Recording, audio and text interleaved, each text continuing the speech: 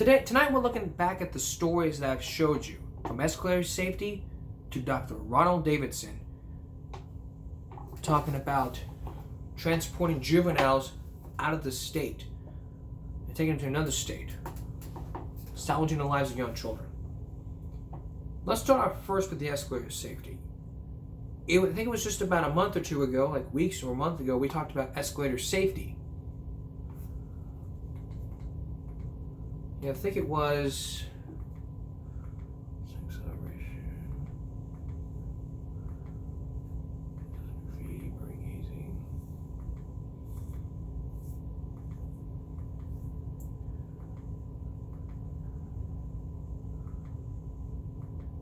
I think it was either last season or sometime earlier this season. We talked about this. I'm not sure. I couldn't remember. So yeah, we talked about that, and along with the other case that that happened where I think I remember this. So let me do a quick Google search where it was just it was probably during the Super Bowl where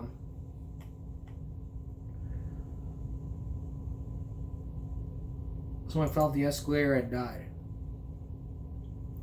Now there's probably more to this. In China, a passenger's shoe became stuck in an escalator in Tim Sha Tsui Station, leaving a large gap at the top of the system. And just 2 days ago, Combermall Century was seen emerging on Friday when a man required hospital treatment following an accident on the escalator.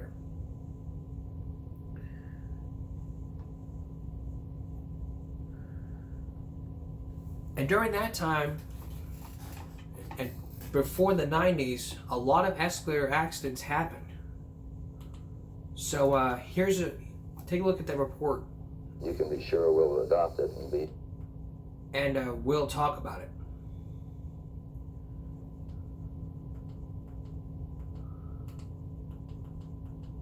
Here's what the expert had to say. End of the city.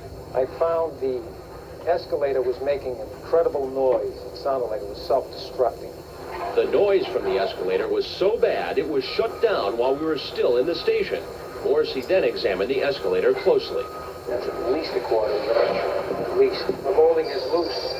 This is jutting out. This should be smooth. This should prevent someone from getting their hand or thumb caught in here as they're coming up. Next stop, Government Center in the heart of Boston. I noticed some of the steps were just, the tread was broken right off. The wider the gap, the easier it is for someone's foot or hand to get into that section. Finally, to the aquarium station, next door to one of the most popular tourist attractions in New England, the station where Kelsey Baird was injured. Steps are in terrible condition. There's an excessive gap at each side. I don't know why the MBTA hasn't put these things out 20 years ago. No, they are not safe. In fact, if I was a state inspector, I'd shut them down today. Following our visit, Dateline contacted the MBTA and told them what we found. The MBTA responded with this letter, stating, while some of our escalators may be old, they are not unsafe. Each escalator is certified annually by the Massachusetts Department of Public Safety. Regarding injuries on their escalators, the MBTA claims mechanical defects are not the problem, but human error accounts for the majority of incidents. Problems with escalators happen every week all over the country. Since we began our investigation, Dateline found cases involving injuries in New York, Pittsburgh, Washington, and back in Boston, where another child was trapped by the escalator at the aquarium station. With all those injuries, why hasn't the government cracked down on unsafe escalators? For a number of decades, a number of concerned people have petitioned the Consumer Product Safety Commission to do something, and their response has been, there's no problem. And who? And Sister Mary Therese made that petition.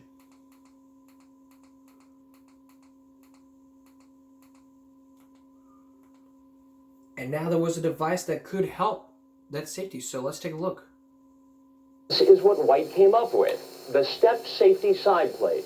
Doesn't look like much, but it's actually a specially formulated piece of plastic that fits onto the side of the escalator step.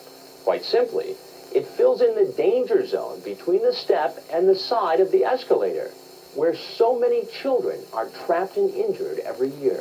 White's invention adds about $4,000 to the cost of an escalator. That's not a lot of money, considering new escalators. Now, what does the company have to say? Here's what Strakosh had to say. Strakosh spoke with us on behalf of the escalator industry. But there, again, we're not into a proof positive type of situation. Dateline contacted the leading escalator manufacturers, Otis and Montgomery, and the other companies through the industry's safety foundation. The manufacturers declined to talk with us, but the foundation recommended Strakosh, vice chairman of the industry's... Now, here's what the letters say, and then we're going to end it right. And I'm going to give my perspective on this. Otis is not persuaded the escalator side plates are either safe or effective. Some letters even warn of possible risks if the side plates are installed. White says this amounts to a scare tactic. I'd have to agree. My perspective on this, I think it should have been used years ago to prevent these accidents from happening. If that hadn't been put in place back in the 80s, not one accident would happen and 0 deaths would have happened. In these cases right here, those people would have been safe from harm.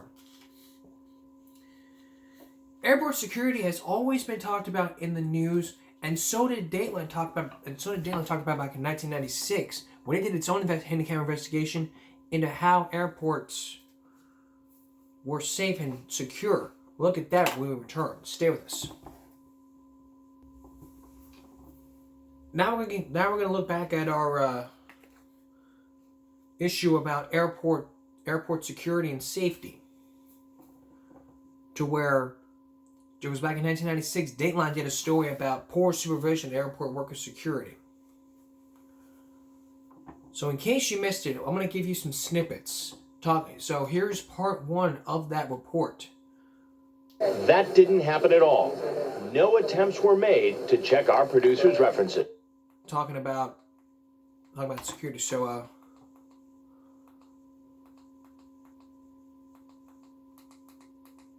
let's go first to that hidden camera thing. Take a look. Undercover to apply for airport jobs. How easily could they get hired? And could they gain access to secure areas? You may be concerned, as we were, that by doing this, we might be providing a how-to manual for terrorists. But the Federal Aviation Administration's own airport security video makes it clear that terrorists already know where the weaknesses are. Terrorist groups are organized. They could get their agents hired by a service that gets them proper IDs and access to the aircraft. Our producers applied for jobs at 2 of the world's biggest airports, Newark in New Jersey and Hartsfield in Atlanta. We made up fictitious work histories, and we set up phone lines and answering machines to see if anyone would check our producers' references. With only one exception, no one bothered. At Newark Airport in New Jersey, our Dateline producer was hired on the spot. No references checked by Ogden Aviation, one of the largest airport service companies in the country, providing security, baggage handling, and food services at almost every airport in the United States. Jobs that give its employees access to the most sensitive areas of airports. When could you start? We need you to start as soon as possible. Tomorrow? But wait a minute. The FAA regulations are very clear. Before a company can hire someone to work in a secure area of an airport, the company must review 10 years of the candidate's employment history. It must also verify in writing or by phone the last 5 years. But it didn't happen to check the producer's references. So let's look at what happened to where after he was driving the car, he was not trained on looking for anything. So take a look at this. Be a passport to places you would never imagine. Although he was specifically hired to drive this electric car, within 2 days he was asked to work at the security checkpoint, hand-checking bags. I'm going to check this, okay, sir? He was supposed to be trained, but instead was left in the dark. He even warned other airport workers that he didn't know what he was doing. But I haven't even been trained. This airline supervisor didn't seem surprised. Had me already opening bags and going through it all. Turn up in shorthand. This supervisor offered obvious advice. Here's my perspective on that. If I was working in the airport, driving that cart, and within 2 days they said, Mr. Carmody, I'm going to assign you to check bags. And I'm like, okay, should I be trained first? I'm like, nah, I think you know what that looks like. Go ahead. And then I'm going to go check through this. And I'm like, this is confusing to me. This is very confusing. And so, this is what I would do. Been trained on what the heck to look for? Well, anything in this case, there's a weapon in there. I would obviously know what maybe a pistol look like. A pistol, a weapon, okay. And when he told this Port Authority policeman, the officer joked with us that our producer may be up to no good. Right away, you're looking for drugs, you put anything in the bag. That's right. Can you take your coat and follow me? I'm going to do a hand inspection. And he went to his own supervisor with his concerns. Instead of getting him the proper training, she told him to keep his mouth shut. Everybody's not supposed to know that you weren't trained. Don't worry about it. In many other... Don't worry about it? I have to worry about it. If I was working at an airport, went to my own supervisor and say, hey, I haven't been trained, I wouldn't be told to keep my mouth shut. I would just simply say, hey, I'm not trained. Somebody is supposed to train me. I'm not even going to go there because, let me tell you, I'm going to go right there. I'm going to go there. When I work at a fast food restaurant, I'm trained. And when someone new is being trained, I train them as well on how to do this and do that so they don't make a mistake. Now, what does the Federal Aviation Administration think? Watch. In Jenkins. Unauthorized individual. Here's what that aviation officer said, and then we're going to move on.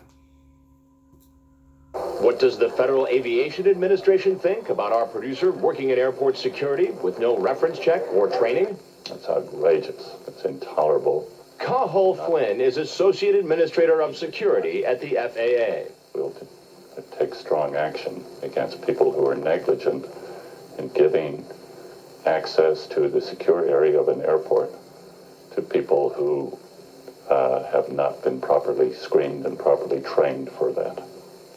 What does the FAA plan to do about it?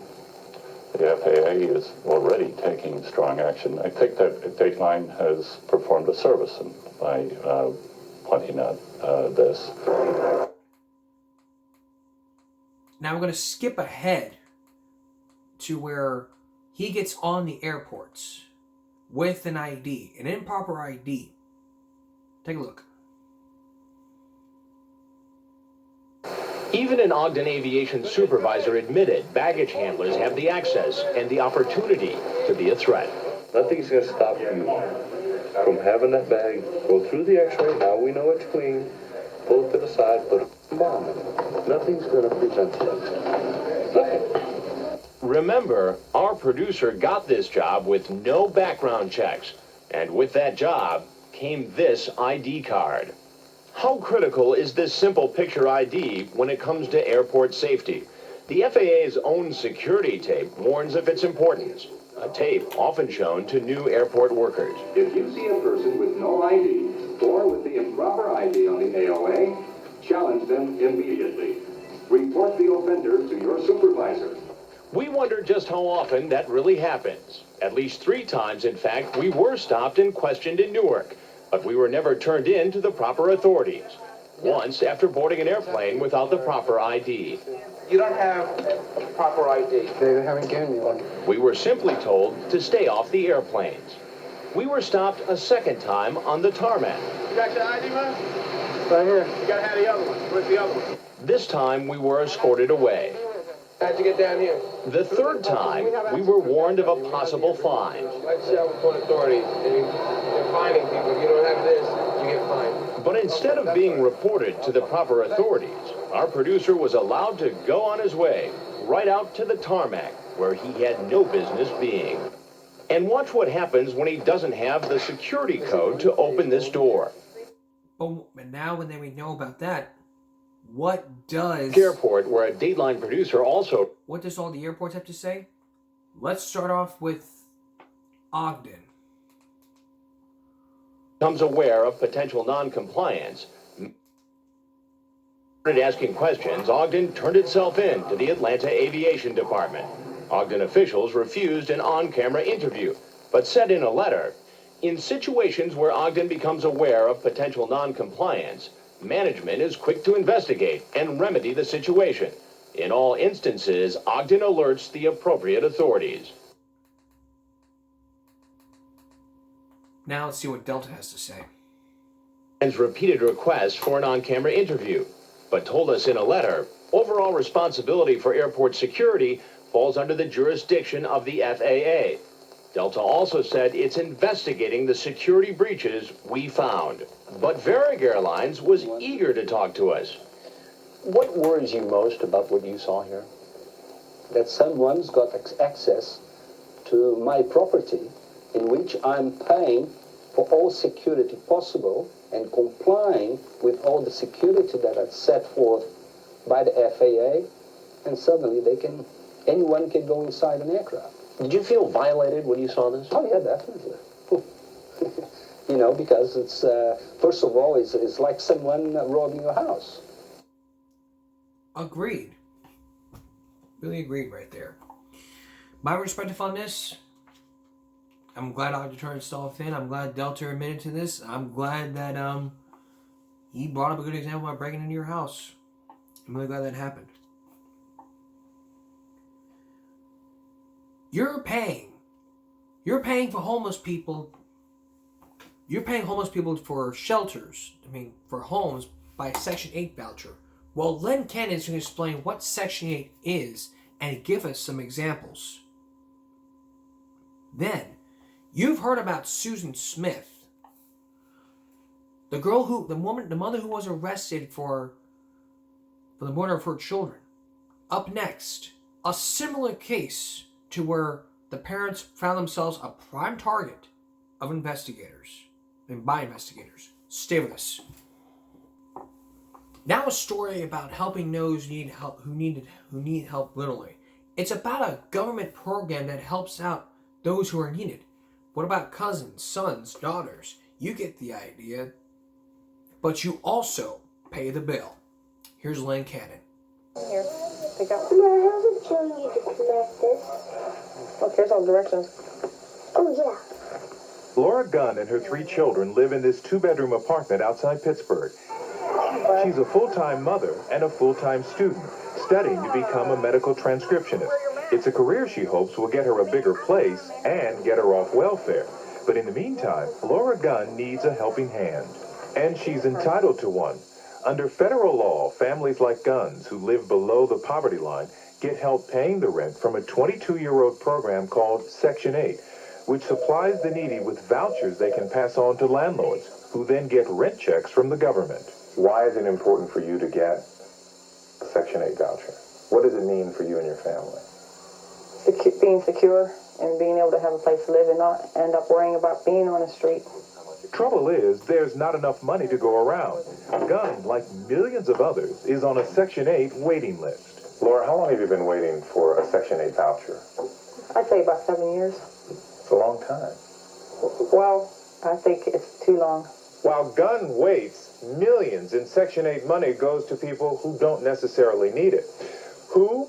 People with well-off relatives who were taking care of them anyway, but were only too happy to have the government pay for it once they learned it was possible. I don't think there's any doubt that we're wasting government money. Frank Lucchino is controller for Allegheny County, where Gunn lives. It's not his job to oversee federal housing programs, but what Lucchino discovered so concerned him, he began a campaign to change it. I think it's a cruel distortion of the idea of family responsibility, of how America was made. She has them in her own name.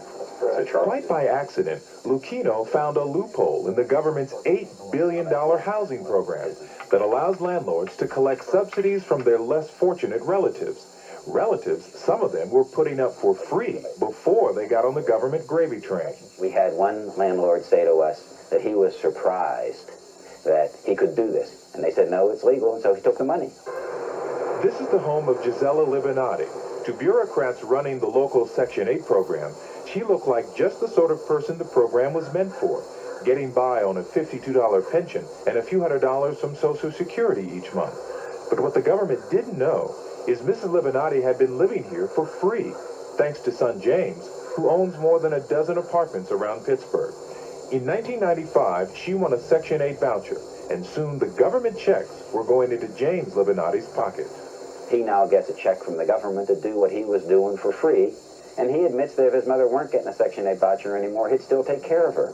Libinati wouldn't talk to us on camera, but he did say the $368 a month the government pays him isn't nearly what he could get for this place. Why don't we have that Section 8 voucher for a truly needy family? You wouldn't call Nina Monroe's family needy. She owns at least 14 rental properties around Pittsburgh, where she and her husband live in a waterfront condo and this beautiful home. They also own this furniture store with daughter Regina. But things must be tougher than they appear, because Regina's getting Section 8 also. When she applied for her subsidy, Regina said she just couldn't afford the rent where she was living. Her landlord at the time? It was her mother, Nina. Now Regina lives here, and her mother collects $355 a month from the U.S. Treasury, plus another $410 a month in Section 8 money from another daughter. We wanted to talk to Nina Monroe. With NBC Dateline, can I talk to you for a second about But she wasn't interested. I think it's not the kind of a thing that Section 8 was meant to do. It was meant to provide housing for people who were out on the street. They really were down and out and needed housing. We asked several big city housing authorities about relative rentals, and they told us it was no problem. But maybe that's because none of them had ever looked for one. Lucchino says housing officials around the country tell him it is a problem. And he says if what's going on here in Pittsburgh is happening across the nation, it could be costing Americans more than $200 million each year. It should be prohibited by HUD regulations, and it can be done very simply. But HUD didn't see it that way. Months after Lucchino alerted HUD to the problem, officials in Washington told him there was nothing to worry about and no need for changes or restrictions in the program. I think they've been sort of like trying to cover their tracks and don't want to admit that there was something that they didn't know about. Section 8, Dawn speaking. Okay, well, today is the application day. HUD investigated Allegheny County's Section 8 program and found few problems. In fact, housing officials here say taxpayers actually save money when landlords rent to relatives who otherwise might be in expensive nursing homes or paying more to rent elsewhere. Lucchino says it wasn't until Dateline began following the story that HUD officials suddenly reversed themselves and drafted the relative rental ban he suggested.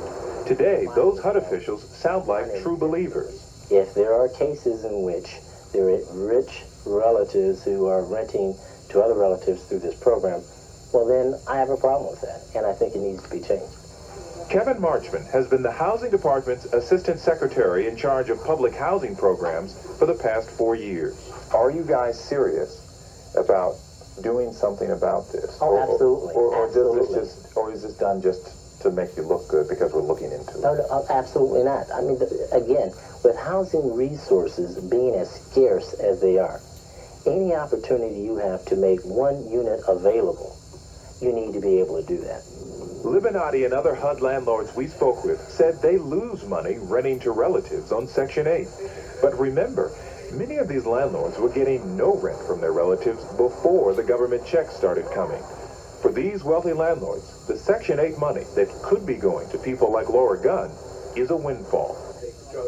While the government works to close the loophole, Frank Lucchino is keeping the pressure on. Why are you so pushy about changing the regulation? Because we have so many people on the waiting list who really deserve to be there, and we have so many people that are taking advantage of it that could make these housing vouchers available for really needy people. Wow. Oh. Forgot to add in Jane's retrospective.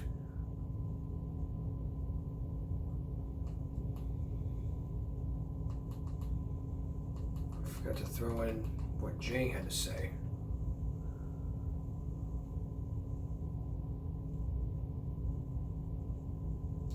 HUD is still in the public hearing stage of its proposal to ban the use of Section 8 vouchers to rent to relatives.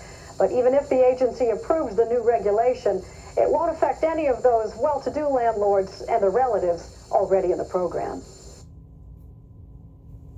So, what do I have to say about this?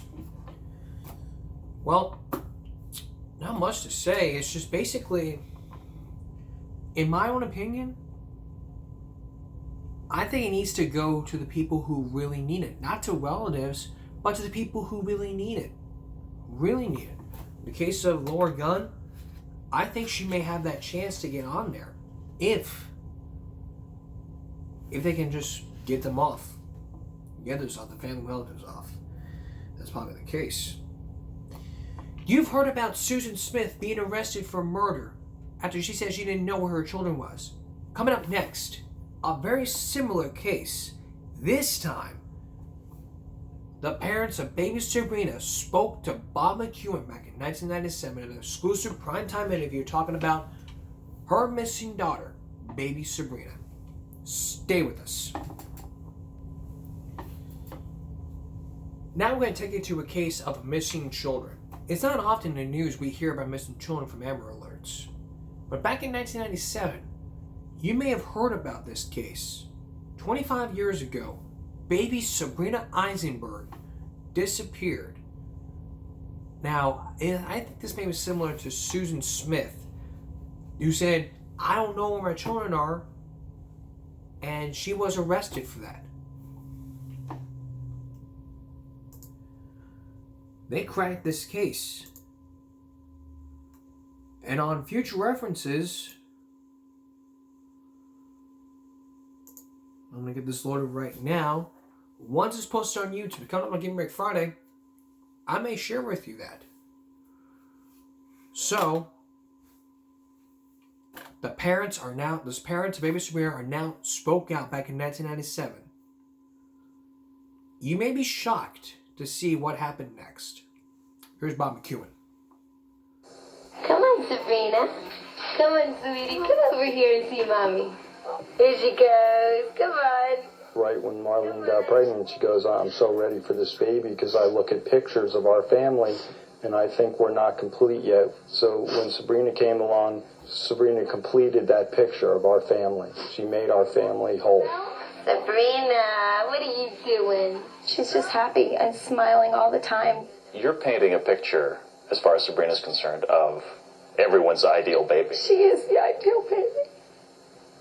She is, and somebody out there knows that. It said the worst that can happen to a parent is to lose a child. But Marlene and Stephen Eisenberg say they are living through something that may in fact be even worse than that. It's like a double whammy on you. It's like a combination punch that just hits you and hits you. Since their 5-month-old baby vanished from her crib almost 8 weeks ago, the Eisenbergs have been under a gathering cloud of suspicion, both from the public and the police. I know they're asking you to believe two of the hardest things that you could ever imagine in your life. That one, that your daughter's missing, and two, that either you or your spouse had something to do with it.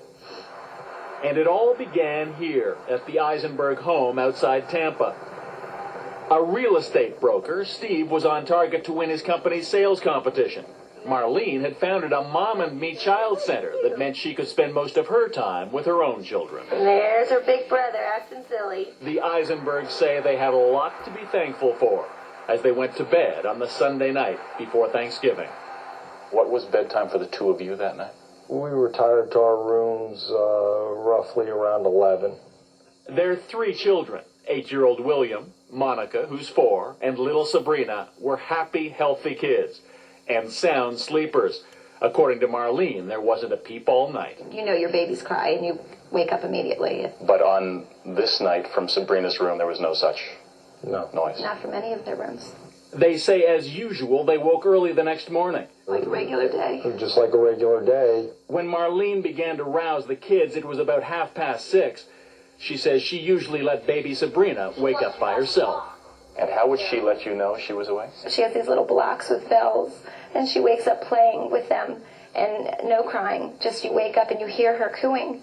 But that Monday morning, from Sabrina's room, there was no sound at all. And then, what I heard was, Marlene screaming hysterically.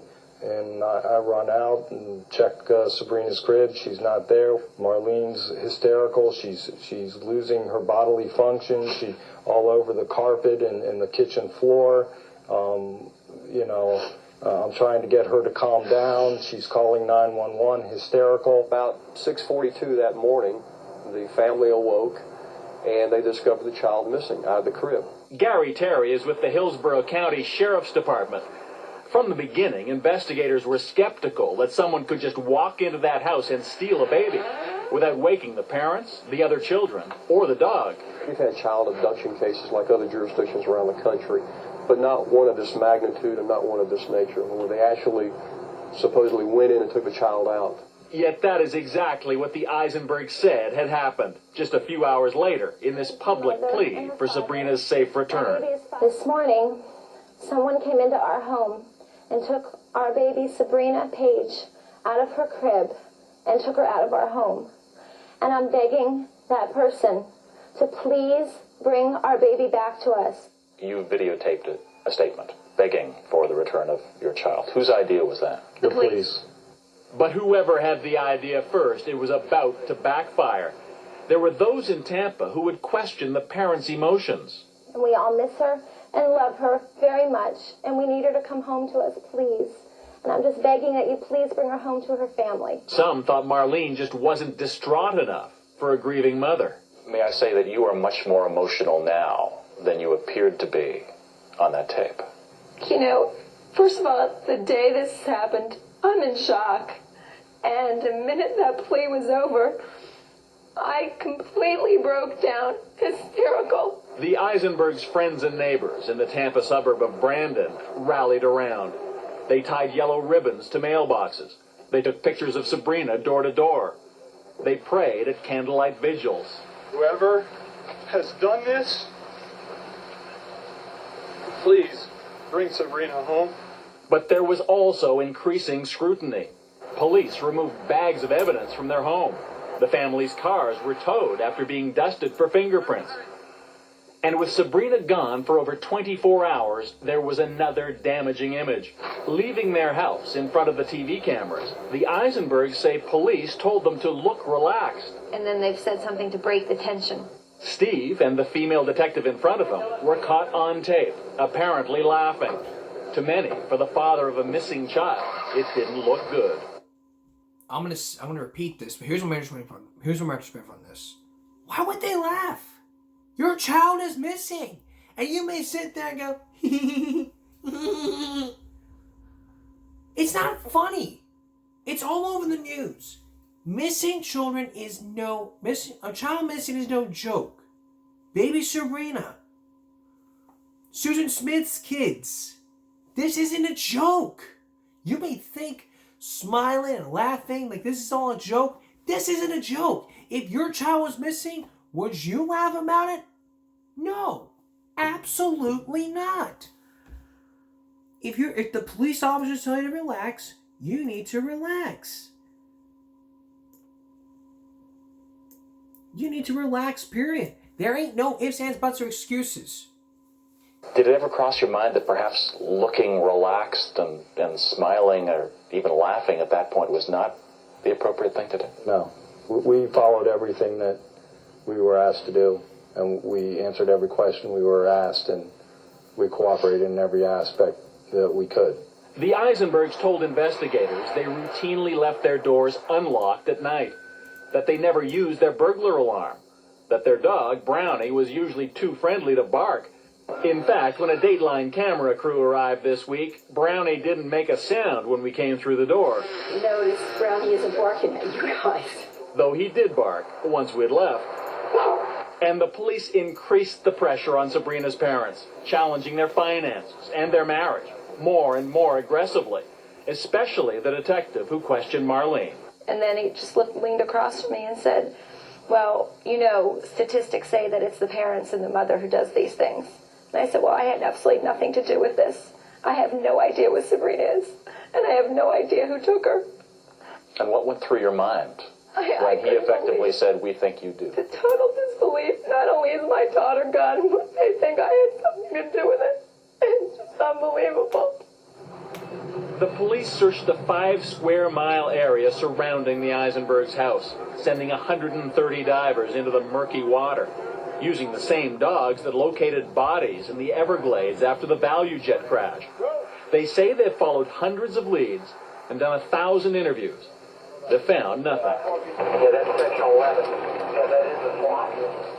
It is not unknown for a baby of Sabrina Eisenberg's age to be abducted by a stranger, for reasons that may range from revenge to someone who simply wants a child of their own. But according to the FBI, it doesn't happen very often. In fact, in the U.S., the odds of a child being kidnapped by someone other than a family member are about 1 in 1,000. How much more difficult does it make all of this for you that, in fact, the statistics do show that overwhelmingly abductions of children involve family members, and that when crimes are committed against children, it is more often than not the mother? It makes it difficult, but we really can't dwell on those kind of statistics because we know every instance is unique in itself, and it needs to be treated that way. And we know we need to do everything that we can as parents to bring back our daughter. They say that's why they agreed to take lie detector tests given by the sheriff's department the same day their daughter disappeared. Steve says he passed, but that Marlene's result was inconclusive. And they said that they were a little concerned that Marlene's were inconclusive, but that was understandable because of the amount of stress she was probably under. Then, just a day later, his wife was asked to take a second test. And did they tell you what the result of that test was? Inconclusive. We have to look at the whole picture, and in doing so, not rule anyone out. But according to Lieutenant Greg Brown, the Hillsborough County Sheriff's Department will not release those test results. Do you believe that the tests ruled out the parents as suspects? No one has been ruled out as a suspect at this time. Do you feel that they believe you are suspect?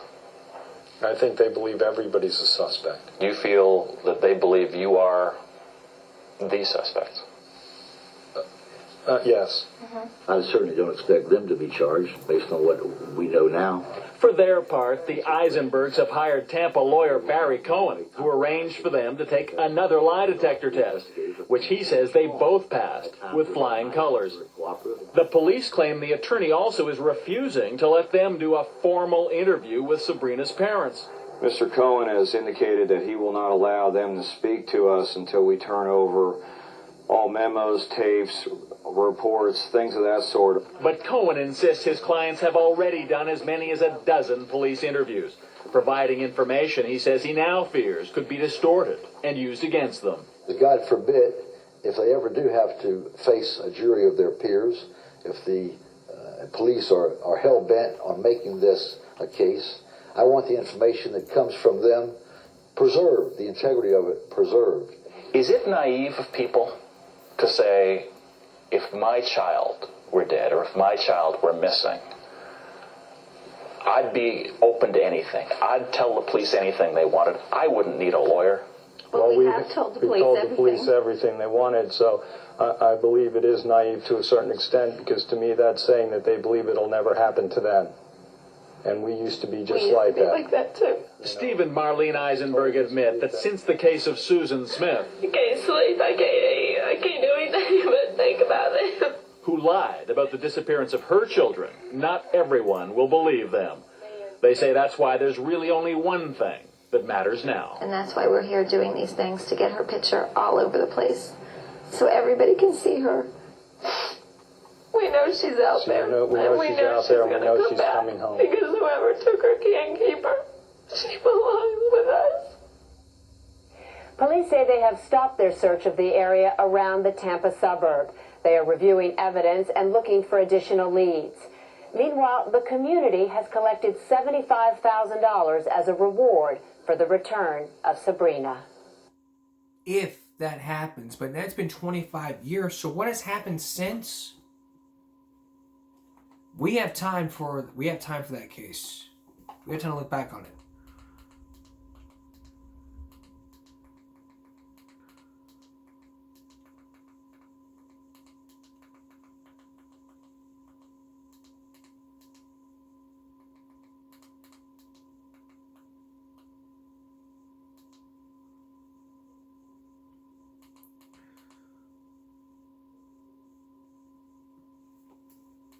I mean, this family.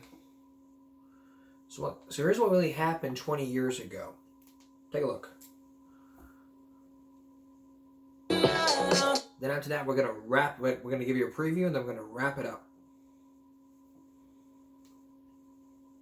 There's a story that captivated the nation. 2 decades ago, a baby named Sabrina disappeared from her nursery. The parents were initially under a cloud of suspicion before they were cleared of any wrongdoing. Now they have some hope that 20 years later, Sabrina may be coming home. Our Stephen Fabian has details. Has the baby who vanished from her crib 20 years ago finally been found? The parents of baby Sabrina say a 20-year-old woman reached out to them on Facebook claiming to be their long-lost daughter. She's about the same age, 20 years old. She has no pictures, no baby pictures from the time she was 5 to 9 months. Her pictures start out after that. A second woman has also come forward who says she is Sabrina.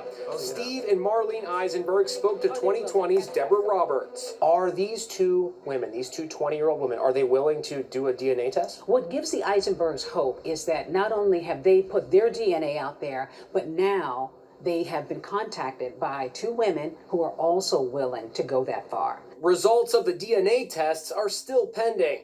It's a surprising new turn in a case that first made headlines in 1997. Someone came into our home and took our baby Sabrina Page.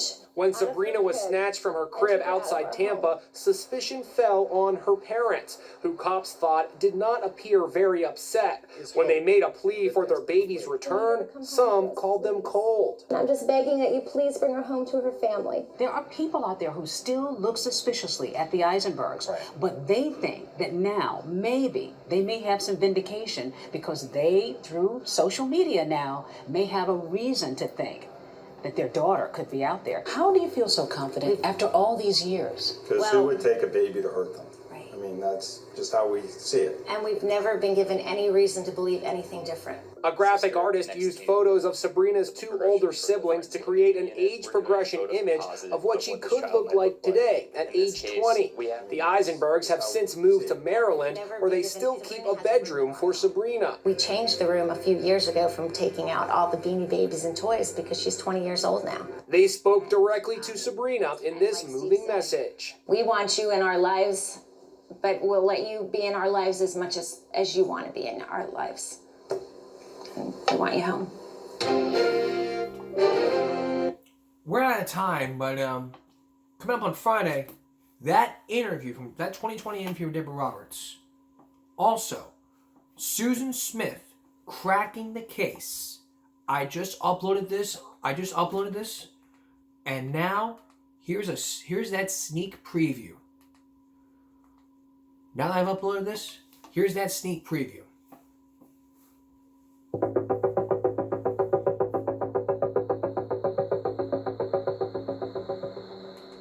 So we've had people. We're going to make a brief announcement. I don't think I will ever forget. I was standing by the sheriff's side Answered after the statement. The statement is it. when the sheriff advised the news media as to what had happened. Susan Smith has been arrested and will be charged with 2 counts of murder in connection with the deaths of her children. And the gasp from that crowd when you announced. That's on Friday.